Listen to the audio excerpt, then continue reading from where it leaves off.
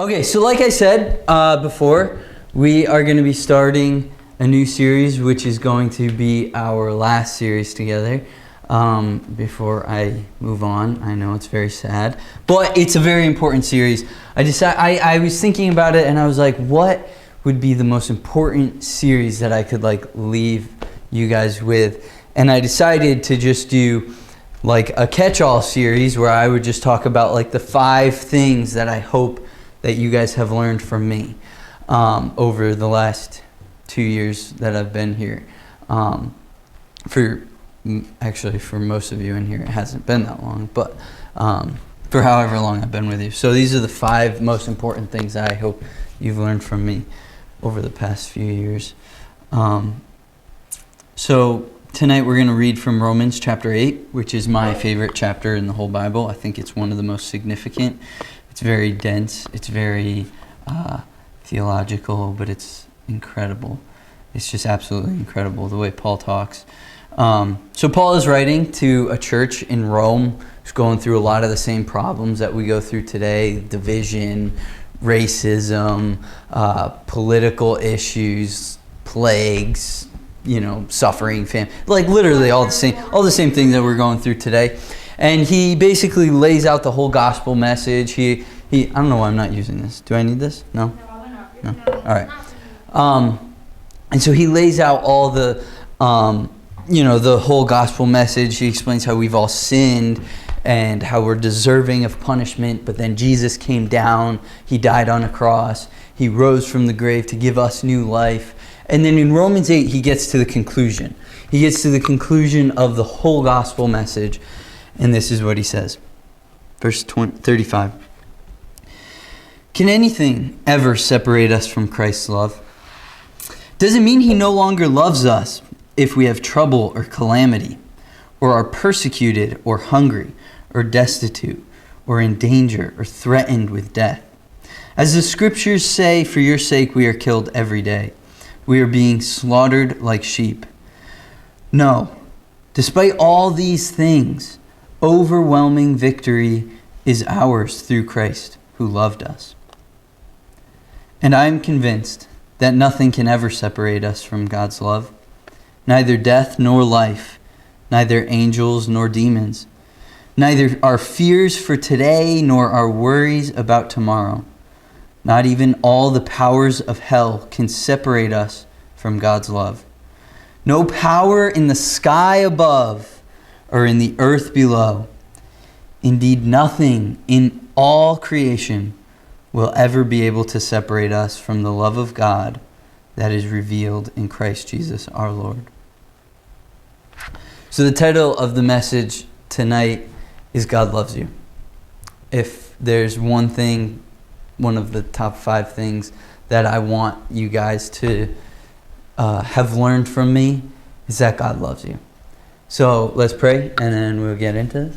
Jesus, thank you for this opportunity that you've given me to preach this message. I pray for clarity. I pray that I would be able to communicate it effectively.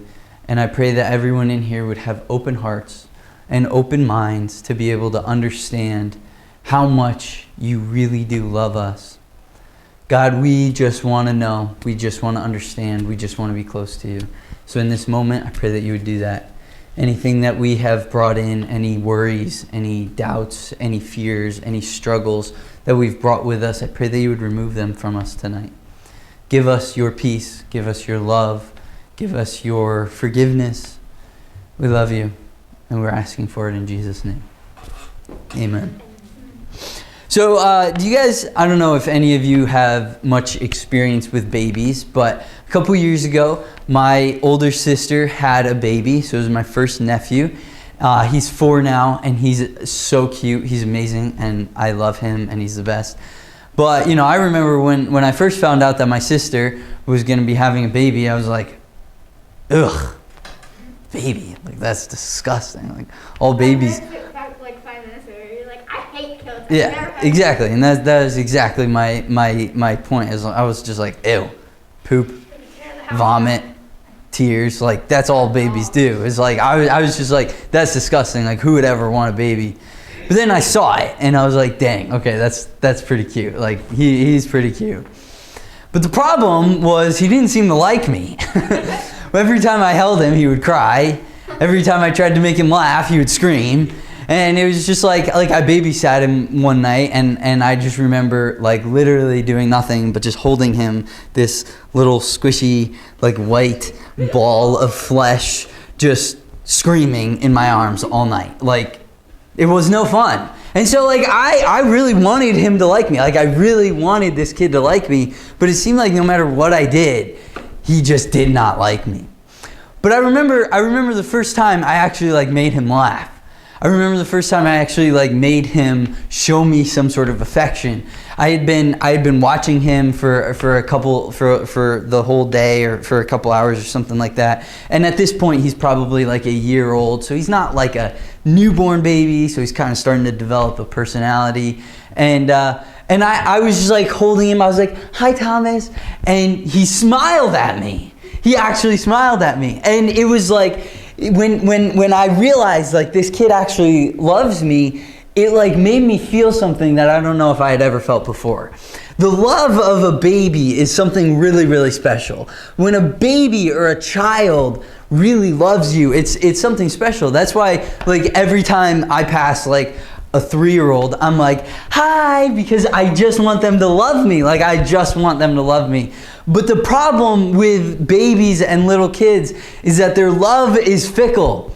Their love is not consistent. You can have a baby who loves you one day, and then the next day, for no reason whatsoever, you're doing the exact same thing. They just hate you. And I just never understood why. Like with Thomas, even as he's grown older, it's like some days all he wants to do is hang out with me and be my best friend and love me and sit on the couch with me, and he idolizes me. The next day he wants nothing to do with me because my little brother is his hero. It's like he's so fickle with his love. And I think that we as Christians have a tendency of thinking about God's love in the exact same way. I think we have this tendency where we subconsciously, we're not even really aware of it, but we start to believe that God's love for us is like a baby's love. It's fickle. We start to think that God's love for us is fickle. It comes and it goes. We wake up one day and the sun is shining, the birds are singing, we pass our math test, or maybe it's Saturday morning, we don't even have to go to school. It's like things are just good, you know? It's like your mom makes cinnamon buns for breakfast. It's like life is good.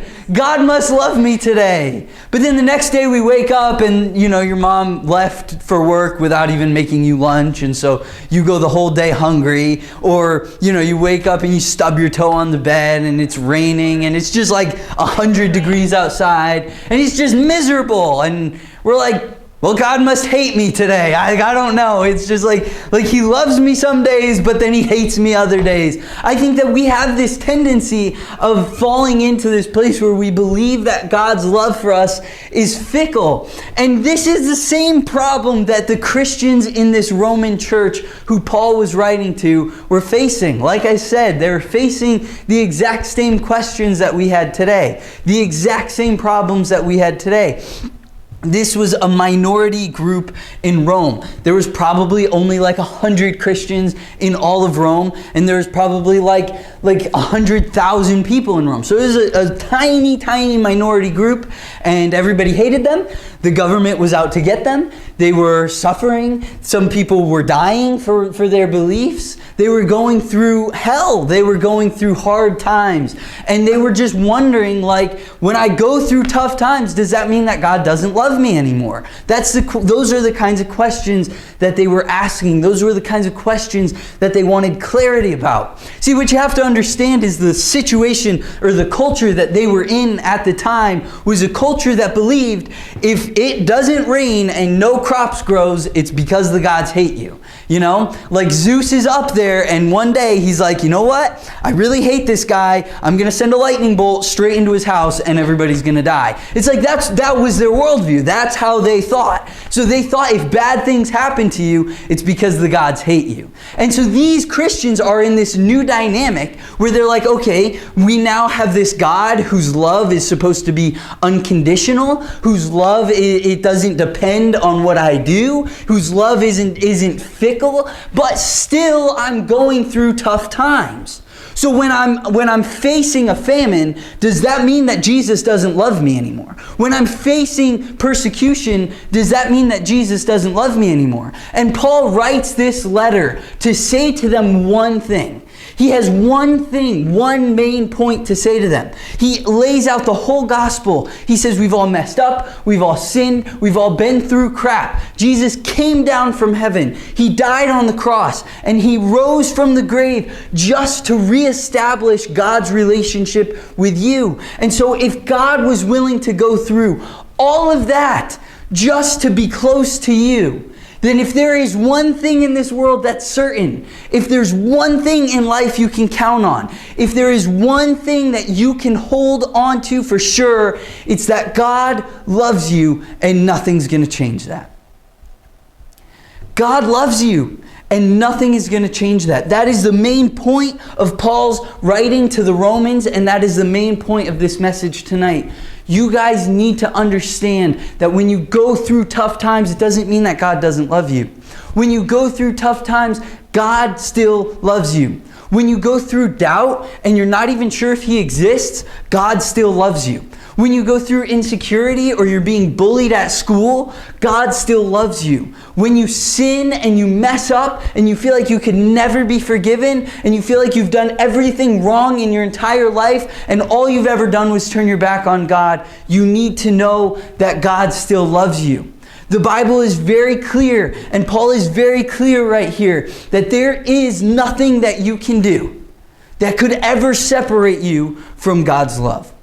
There is nothing that you can do to stop God from loving you. There is no sin that you can commit that God would turn his back on you.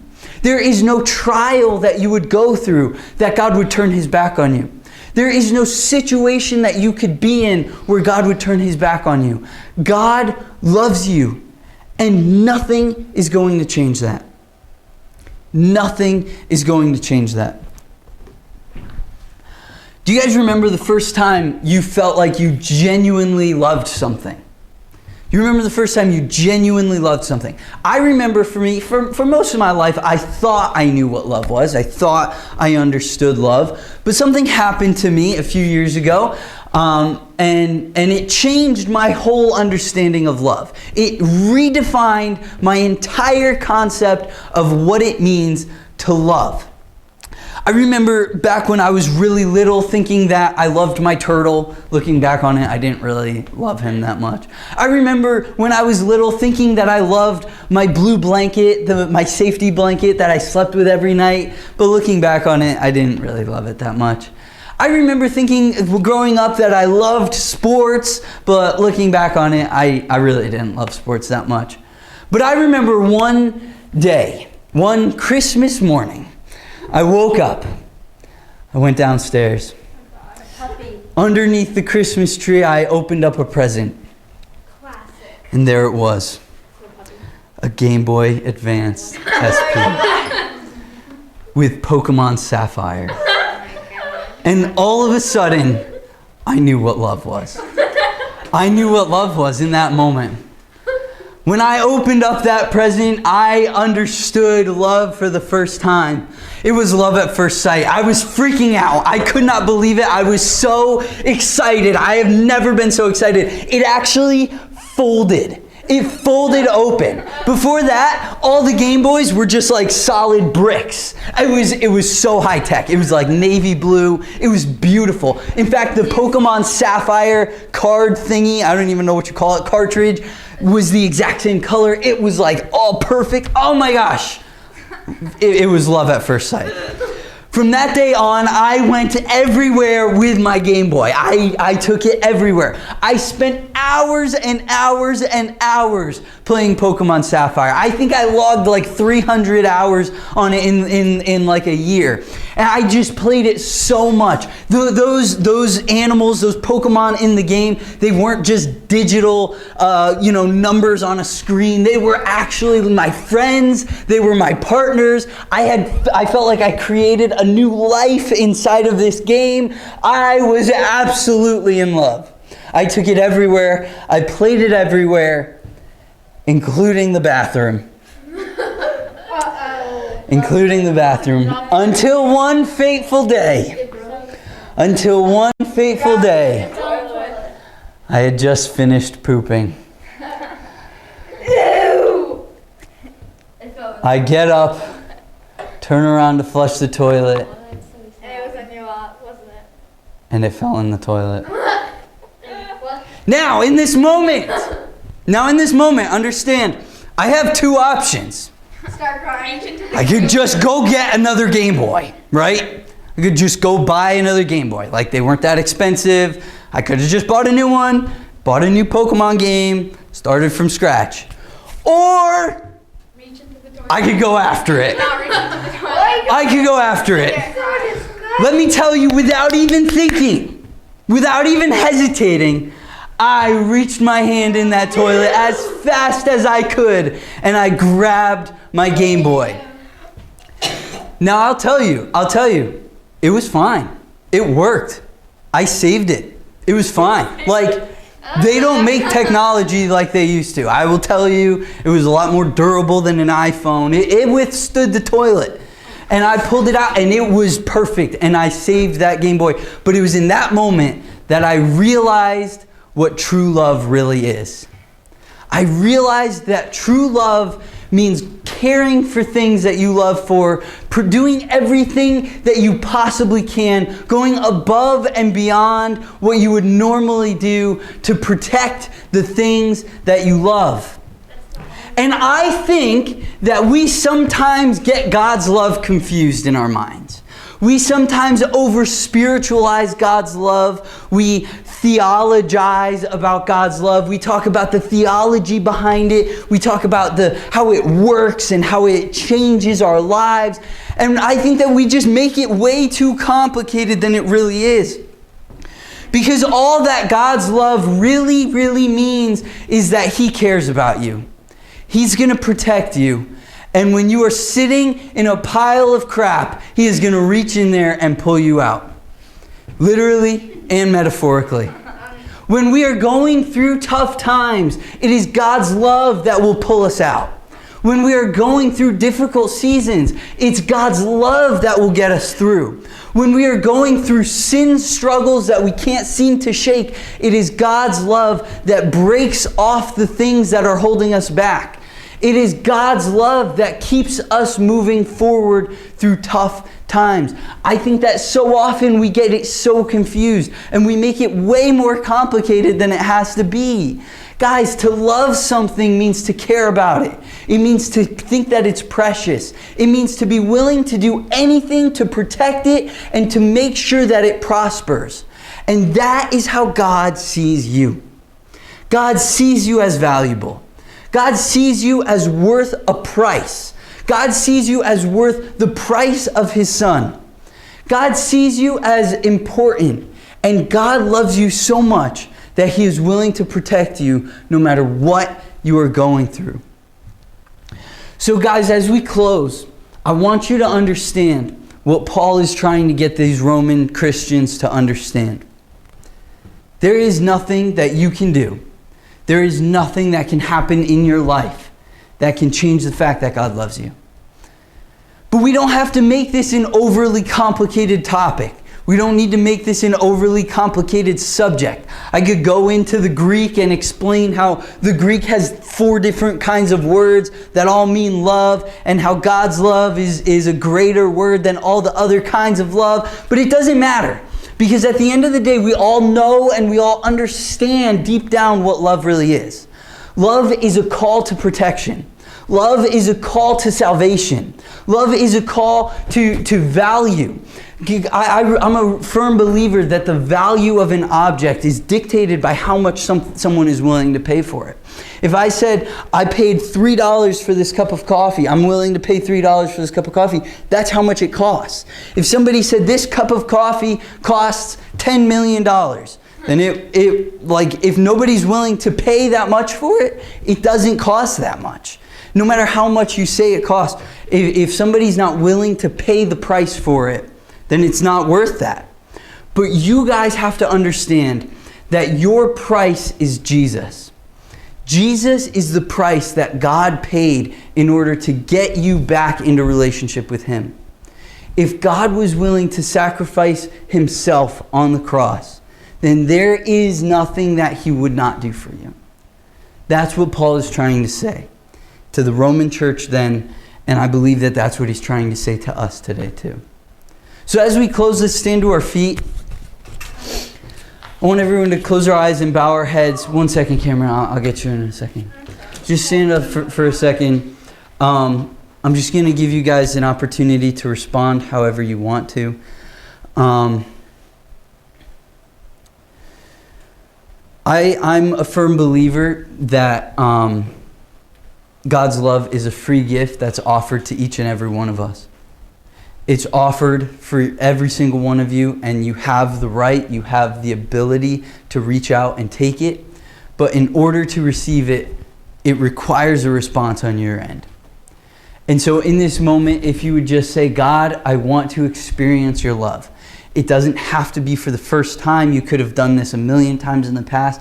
If you just say, God, I want more of your love, then I'm going to count to 3. We're going to raise our hands, I'll pray, and then we'll be done.